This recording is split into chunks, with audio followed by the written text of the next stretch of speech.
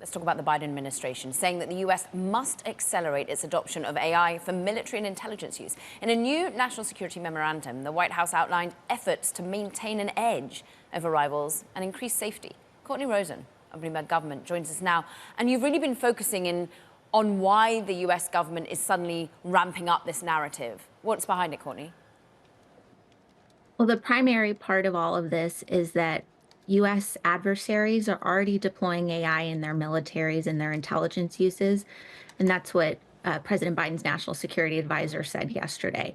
He said that these things are advancing without American values. And so the U.S. has to keep up in order to keep up with the adversaries. Courtney, I want to get into kind of the specifics of what a strategy might look like. But I think to be fair to our audience on Bloomberg Technology around the world, we're all kind of conscious that we have a US presidential election in less than 2 weeks. Therefore, the existing administration has a time limit on what it can or can't do while in office. Just kind of take that and explain that bit to us, please. This memo that President Biden's team published yesterday lays out a whole bunch of to-do lists for military officials, intelligence officials. The president's not going to be in power long enough to see a lot of that through. So we need to be thinking about what the next president would do on these issues. Now, the Republican platform says that President Trump would repeal a lot of the Biden administration's consumer policies on AI. It doesn't really have a take on military and intelligence uses. So that's one particular vision forward. And then you've got Vice President Kamala Harris, who has really been the face of AI for this administration on the international stage and had a hand in developing a lot of these policies. So two very different visions, but regardless, it's not going to be President Biden who's executing on these things.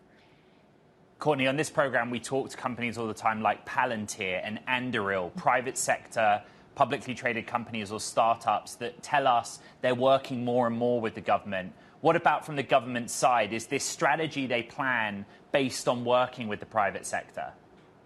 Yes. Jake Sullivan, who's President Biden's national security advisor yesterday, made a speech about this artificial intelligence and national security strategy. And he devoted a lot of time to talking about how AI innovation is largely happening in the private sector and not in government. There was a lot of talk about how the U.S. government's going to have to work with tech companies to make that happen in a way that maybe they hadn't in different eras of technology. Now, I was sitting in a room here in Washington a couple months ago during NATO when Oracle Safra Katz said something very similar, that the tech is existing in the companies, the government is behind, and the two have to get along to make this work.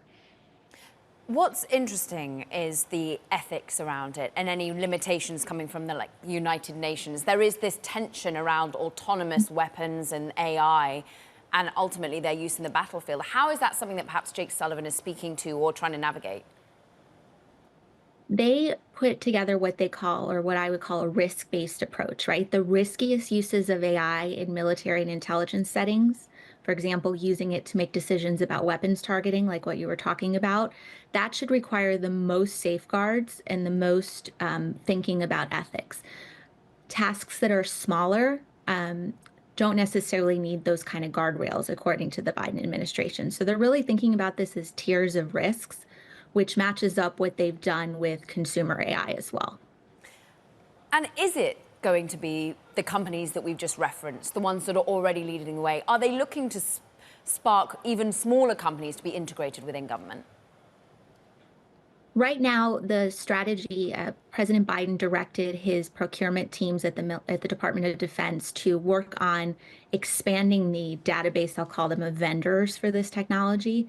And so they're definitely trying to, yes, of course, work with the big guys like what you've talked about, but also to engage with the startup community and to make sure that they have access to this opportunity to help the U.S. government and help the military just as much as the bigger players would.